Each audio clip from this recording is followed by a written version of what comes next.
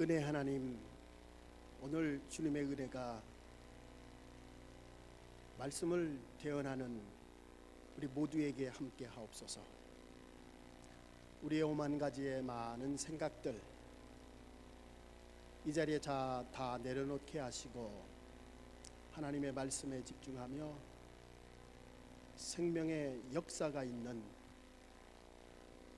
생명의 말씀으로 우리의 삶에 역사하시고 인도하시며 열매 맺게 하옵소서. 시종을 주님께 부탁드리며 예수님의 이름으로 간절히 기도드립니다. 아멘. 여러분, 기독교를 상징하는 상징물, 그게 무엇일까요? 기독교를 상징하는 상징물, 십자가입니다. 맞습니다. 그렇다면 초대교회부터 기독교를 상징하는 상징물이 십자가일까요? 초대교회는 어땠을까요? 틀림없이 십자가가 아닙니다. 이유는 십자가라고 하는 것을 생각하면 우리가 분명히 알 수 있습니다. 당시 십자가라고 하는 것은 최고의 잔인한 형틀이었습니다. 그러므로 감히 기독교가 그 십자가를 상징으로 만들 수가 없었을 것입니다. 초대교회 상징물은 물고기였습니다. 로마의 핍박을 받고 있던 많은 기독교인들이 성도들 간에 자기들의 서로 간의 교인이라고 하는 것을 나타나는 암호와 같은 것이었습니다. 물고기를 히라버로 익투스라고 하는데 다섯 알파벳으로 되어 있습니다. 예수, 그리스도, 하나님, 아들, 구원자, 이 다섯 글자의 첫 번째 단어들을 모아서 익투스라고 하는 물고기라고 하는 단어가 이루어졌습니다. 그래서 초대교회는 이 물고기를 성도 간에 자신들의 암호로 사용하였습니다. 그래서 십자가는 당시 초대교회 기독교를 상징하는 상징물이었습니다. 그렇다면 오늘날 우리가 십자가를 상징물로 사용하는 것은 언제부터 있었을까? AD 325년 니케아 종교회의에서부터 십자가를 기독교의 상징물로 사용하기 시작했습니다. 오늘 고린도전서는 고린도에 일어난 많은 문제들을 해결하기 위한 사도 바울이 보낸 편지입니다. 오늘 1장은 고린도 교회가 당면한 분쟁의 문제입니다. 고린도 교회는 당시 바울파, 아볼로파, 게바파, 그리스도파 여러 분파로 나누어져 있습니다. 교회의 가장 문제가 되는 이 분쟁, 그들은 예수 그리스도를 믿는 것이 아니라 지도자들을 숭배하는 문제로까지 발전이 되었습니다. 사도 바울은 모든 당파들을 전면 부정할 뿐만 아니라 그들을 책망하기 시작합니다. 그들의 분쟁의 원인은 사람의 지혜에 있다고 봅니다. 그래서 사도 바울은 하나님의 지혜를 대조시키면서 무엇이 진리인지를 가르쳐주고 있습니다. 즉 하나님의 진리는 예수 그리스도의 십자가에 있음을 분명히 고린도 교인들에게 알려주고 있습니다. 사람의 지혜는 십자가를 미련한 것으로 생각하지만 사람의 지혜는 구원을 이룰 수 없지만 하나님의 지혜, 그것은 십자가를 통해서 구원하는 능력이 있음을 오늘 성경은 분명히 우리에게 말씀해 주고 있는데, 이것이 바로 오늘 우리에게 주시는 중심 메시지입니다. 고린도전서 1장의 핵심 말씀은 1장 18절 말씀입니다. 우리 함께 같이 읽겠습니다. 십자가의 도가 멸망하는 자들에게는 미련한 것이요 구원을 얻는 우리에게는 하나님의 능력이라. 십자가의 도란 그리스도를 믿는 도, 그리스도를 믿는 말씀을 의미합니다. 십자가는 기독교의 중심 메시지입니다. 중심의 교리입니다. 어느 미국 사람이 다이아몬드를 찾아서 아프리카로 떠났습니다. 여러 해 머물면서 다이아몬드를 찾았지만 찾을 수가 없었어요.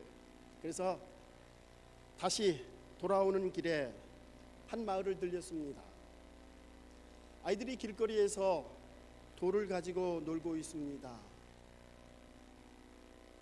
이 사람이 돌을 자세히 보더니 깜짝 놀랐습니다. 그 돌이 다이아몬드의 원석이었습니다. 이 다이아몬드는 깎아놓으면 빛이 나고 아름답지만 원석은 차돌 같다고 합니다. 이 사람은 껌과 사탕을 그 아이들에게 주고 그 돌을 받았습니다. 그리고 더 많은 것을 아이들에게 주면서 이 돌들이 많은 곳이 어디냐고 물었습니다. 그 아이들은 그곳을 가르쳐 줬고 다이아몬드 원석이 있는 광산을 발견하게 되었다고 합니다. 다이아몬드의 가치를 알지 못하는 아프리카 사람들에게는 단지 아이들이 노는 돌에 불과합니다. 그러나 다이아몬드의 가치를 아는 사람에게는 무엇보다도 가장 귀중한 것입니다. 바로 십자가는 이 다이아몬드와 같은 것입니다. 그 다이아몬드의 가치를 아는 사람, 바로 그 사람들이 여러분과 저 기독교인들입니다. 구원을 얻는 하나님의 능력이 됩니다. 십자가의 구속, 예수 그리스도가 십자가에서 돌아가심으로, 피 흘려 돌아가심으로 우리가 죄사함을 받았고 그분을 믿음으로 우리는 구원을 얻습니다. 이 십자가의 구속이 우리의 삶 속에 믿어지면 예수 믿는 사람입니다. 그러나 십자가의 구속이 믿어지지 않는다면 아무리 교회를 오래 출석하여도, 교회 직분을 갖고 있다 할지라도 예수 믿는 사람이 아닙니다. 세상에 예수님의 행적과 기적과 이적, 산상수훈의 귀한 교훈들을 받아들이는 사람은 참 많이 있습니다. 그러나 예수 그리스도의 구속의 사건을 믿는 사람들은 많지 않다는 것입니다. 비단 교회를 다니지 않는 사람뿐만 아니라 교회를 다니고 있는, 아니 이 자리에 앉아 있는 우리들도 조차도 그 십자가의 구속의 삶이 우리의 마음속에 느껴지고 그것이 내 삶을 전체 우리의 삶을 주관하지 못한다면 우리는 예수 믿는 사람이라 말할 수가 없습니다. 기독교의 본질은 십자가이며 십자가의 종교입니다. 오늘 여러분과 함께 나눌 말씀입니다. 첫 번째로 오늘 본문은 십자가의 능력은 유대인에게는 어리석은 것이다 말하고 있습니다. 오늘 성경 말씀에 보면은 두 종류의 사람에 대해서 말하고 있습니다. 유대인의 세계관에서는 두 종류의 사람밖에 없습니다. 선택받은 유대인들, 그리고 선택받지 않은 이방인들. 그 이방인을 대표하는 사람이 바로 헬라 사람입니다. 히랍 사람. 먼저 오늘 십자가에 대해서 유대인은 어떻게 생각하느냐? 오늘 말씀이 23절입니다. 유대인에게는 거리끼는 것이요. 십자가는 유대인에게 거리끼는 것이다. 이 거리끼다라고 하는 말, NIV 성경에서는 a stumbling block, 가로막는 장애 혹은 넘어지게 하는 것. 십자가는 우리가 길을 가는데 돌뿌리와 같은 것이라 우리를 넘어지게 한다는 것입니다. 여러분, 유대인은 아직도 십자가를 굉장히 싫어한다고 합니다. 히브리 유치원을 다니는 아이를 둔 그 어머니의 증언입니다. 학교에서 아이가 어느 날 플러스를 더하기를 하는데 이렇게 십자가 모양으로 더하기를 해야 되는데 우리 한글의 오자처럼 그렇게 더하기를 썼어요. 그래서 아이에게 물었습니다. 왜 너는 플러스를 이렇게 쓰느냐 그랬더니 그 아이 대답이 엄마, 선생님도 그렇게 쓰고 친구들도 그렇게 써. 다음날 히브리 대학을 다니는 학생에게 물었습니다. 플러스를 어떻게 씁니까? 그랬더니 역시 우리 한글의 오처럼 그렇게 그리더래요. 그래서 이유를 물어봤습니다. 그랬더니 그 대학생 대답이 우리는 플러스 포기를 하다가 십자가를 기억하는 것을 싫어합니다. 그래서 그렇게 쓴다는 것입니다. 모든 나라가 다 공통으로 쓰는 플러스 십자가의 모양을 그들은 그렇게 쓰지 않는다는 거예요. 십자가를 기억하고 싶지 않다는 것입니다. 예루살렘에 가보면은요, 도로가 교차로가 대부분의 나라들이 교차로가 있으면 십자형의 교차로가 있죠. 그런데 예루살렘의 도로는 그 십자형의 교차로 대신에 둥근 원으로 서클을 만들었다고 합니다. 그것도 역시 십자가의 모양을 싫어하기 때문이라고 합니다. 여러분, 유대인들이 왜 이렇게 십자가를 부정적으로 생각하느냐? 그것은 그들의 메시아니즘, 메시아 사상 때문입니다. 오늘 본문 22절에서는 유대인은 표적을 구한다. 유대인들은 표적을, 여러분, 표적이라고 하는 것, 기적, 이적 이런 것들이죠.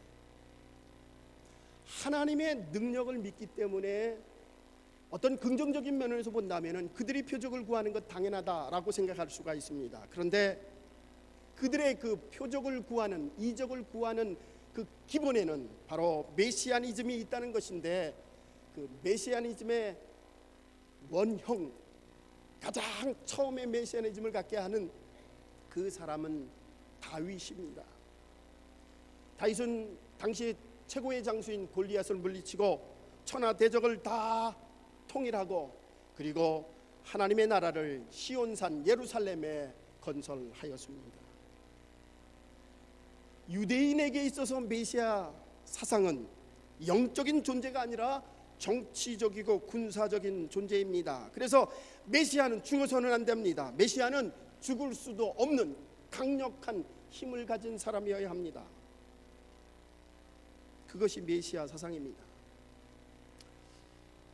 유대 땅에 메시아라고 믿었던 한 청년이 있었습니다. 기적을 행하며 죽은 사람도 살리시며 보리떡 5개와 물고기 2마리로 5,000명을 먹이는 이적도 행하셨습니다. 그런데 그가 십자가에서 죽으셨습니다. 돌아가셨습니다. 사람들은 그가 메시아라고 생각했는데 어떻게 십자가에서 죄인의 몸으로 죽을 수 있을까? 성경은 나무에 달린 자를 저주받은 자라 그렇게 표현하고 있습니다. 신명기 21장 23절 말씀입니다. 나무에 달린 자는 하나님께 저주를 받았습니다. 그들은 예수 그리스도께서 십자가에 돌아가신 것 저주를 받았다 생각합니다. 감히 그들은 그분을 메시아라고 생각할 수가 없었습니다. 여러분, 오늘도 메시아, 유대인이 생각하는 그 메시아 사상이 오늘 우리들에게도 계속적으로 전승되고 있습니다.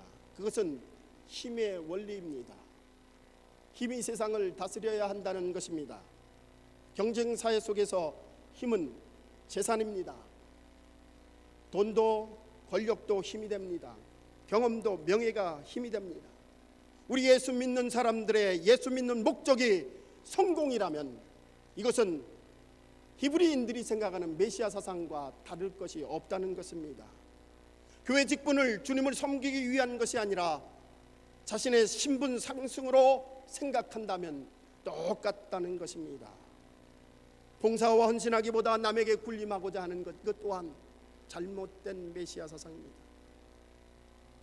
여러분, 십자가는 본래 약한 사람이 지는 것입니다. 노예나 종에게만 지어지는 것입니다. 십자가는 약함의 신앙입니다. 강해지고자 하는 자는 십자가가 아니죠. 약한 자에게 주어지는 것, 십자가입니다.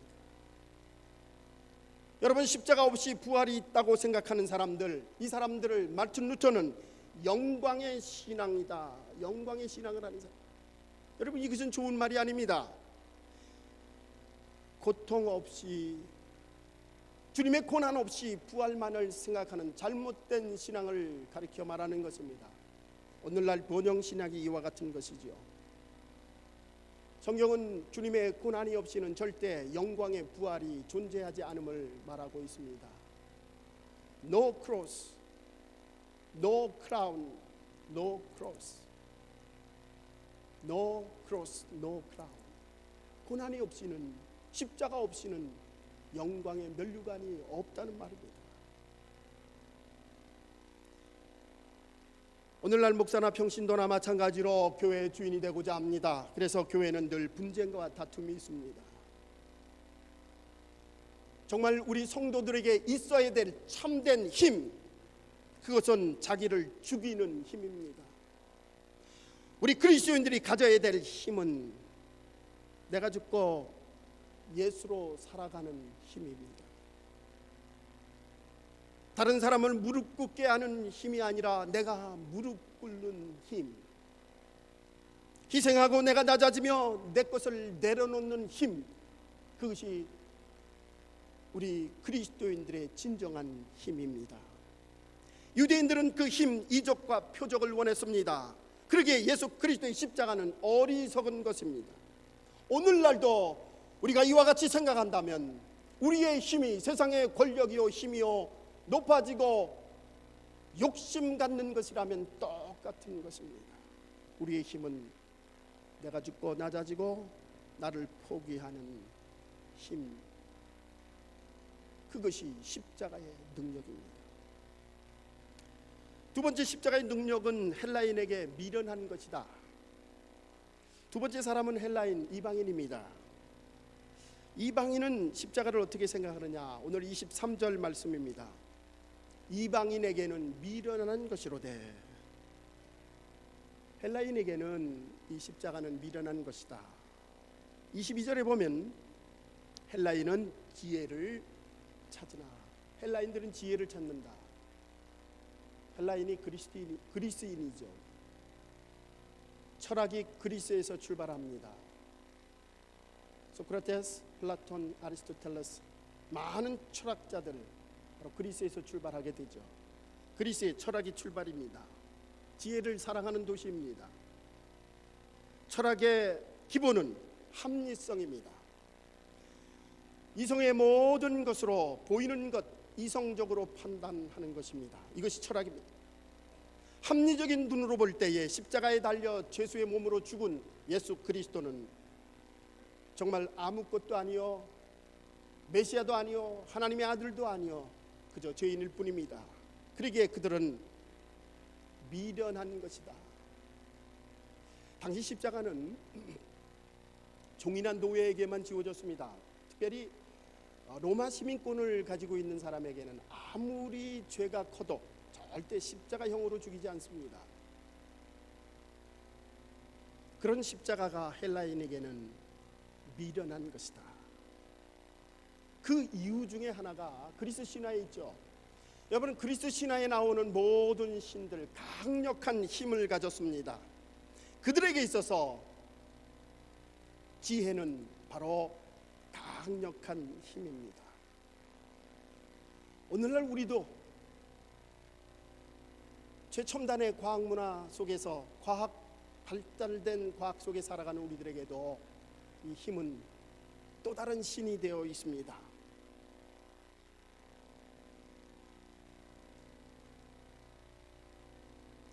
어, 85세 일기로 세상을 떠난 한국의 슈바이처라 여겨지는 장기려 박사님의 이야기입니다.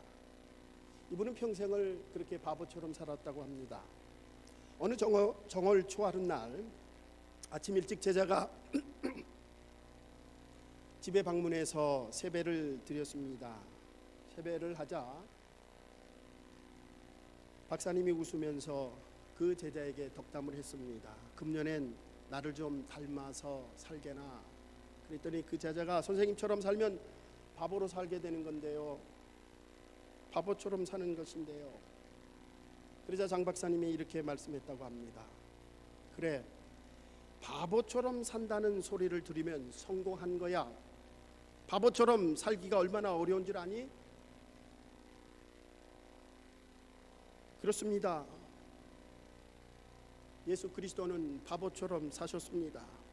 합리적으로 산 것이 아니라, 이 세상에 힘이 있는 처세술로 산 것이 아니라 자신을 낮추고 포기하며 십자가에서 죽기까지 하나님께 순종하며 살았습니다. 그런데 오늘날 너무나 많은 사람들은, 저를 포함한 모든 사람들은 자기만을 사랑합니다. 자기 생각이 최고라 여기며 살아갑니다. 인정받아야 하고 자기가 보수가 되어야 합니다. 미국 이민 생활 속에서 미국 사람들에게 스트레스 받으며 교회 와서 자기가 미국 사람처럼 그렇게 높아져야 하고 대접받아야 하기 때문에 교회는 늘 힘들어하고 분열하고 아파하고 있습니다. 요즘 그리스도인들이 얼마나 영악한지 모릅니다. 손해보려고 하지 않습니다. 툭하면 교회 문제를 가지고 법정으로 갑니다.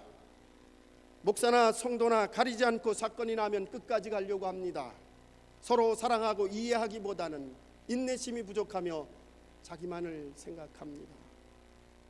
내가 잘못했습니다라고 고백하는 그리스도인을 찾기가 힘든 세상이 되었습니다. 우리 주님은 바보처럼 사셨습니다.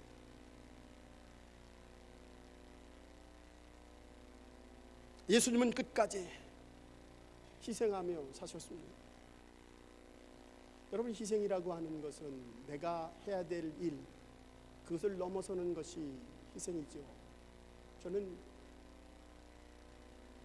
우리가 해야 될 일 넘어서 희생, 그것은 고소하고 내게 주어져 있는 책임, 그 책임이라도 열심히 다하자. 목사로서, 평신도로서, 아니 장로로서, 권사로서, 집사로서 우리에게 주어진 그 책임이라도 완성하며 살자. 이것이 오늘날 희생이 아닌가 생각이 됩니다. 우리의 책임 이상의 희생, 주님이 원하는 희생입니다.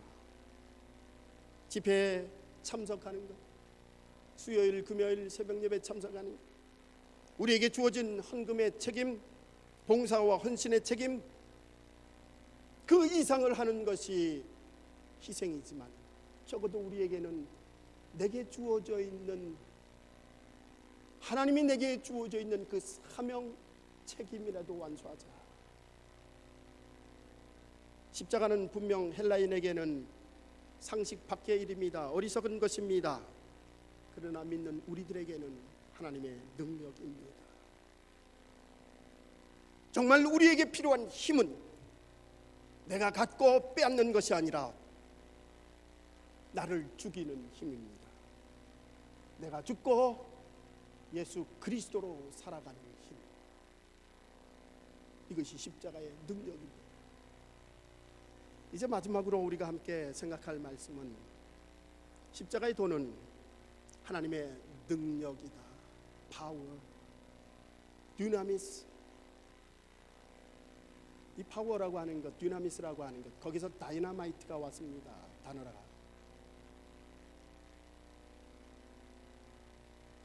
광산에서 금을 캐다가 더 이상 들어갈 수 없는 바위를 만나게 되면 그곳에 다이너마이트를 만들어서 그 돌을 다 파괴해버립니다.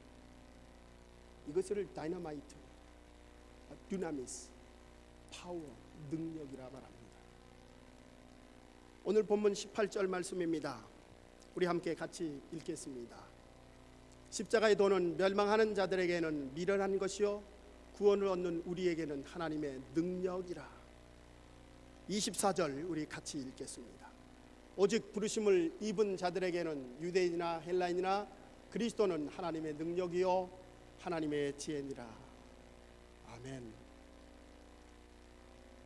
십자가의 도는 유대인이 생각하는 어리석인 것도, 헬라인이 생각하는 것, 미련한 것도, 조롱받고 짓밟힘으로 끝나는 것이 아니라 우리의 이성을 초월하며 과학을 초월하며 하나님의 능력이 나타나는 도, 진리, 말씀입니다.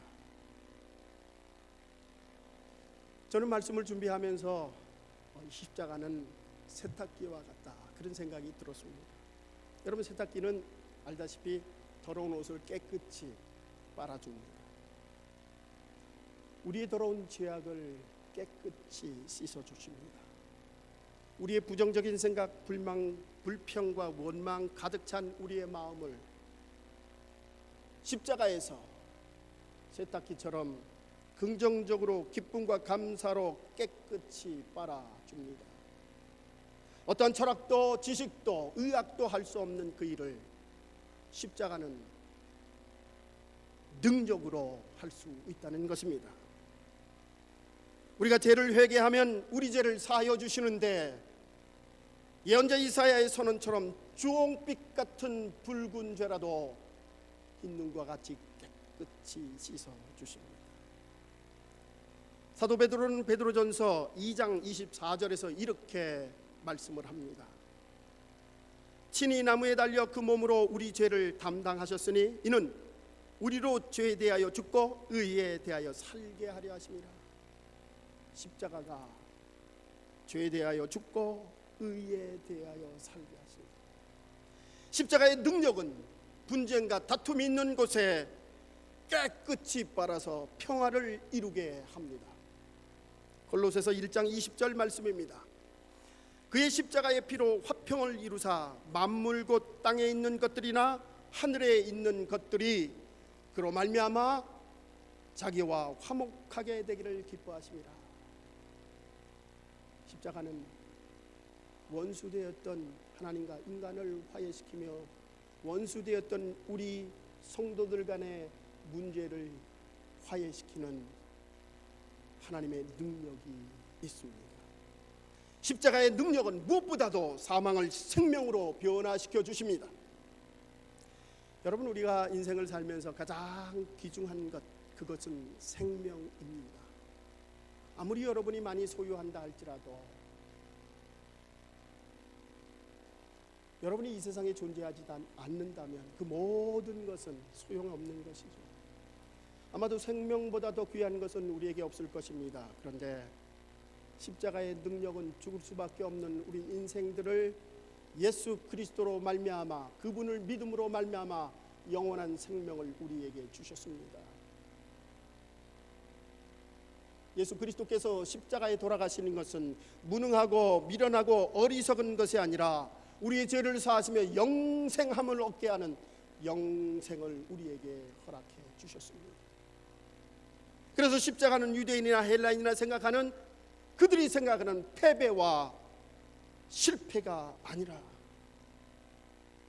믿는 우리들에게는 그 십자가는 하나님의 능력이요 진정한 승리입니다. 그 승리는 내가 가졌기에 내가 더 많이 욕심내고 내가 주인되고 살아가는 것이 아니라 그 힘은 내가 죽고 내가 낮아지고 내가 내려놓고, 그래서 이제는 내가 주인이 아니라 예수 그리스도가 주인된 삶을 살아가는, 그것이 바로 십자가의 능력입니다. 그것은 실패가 아니라 진정한 승리입니다. 여러분, 오늘 그 예수 그리스도의 십자가의 능력으로 살아가시기를 주님의 이름으로 축원합니다. 기도하십시다.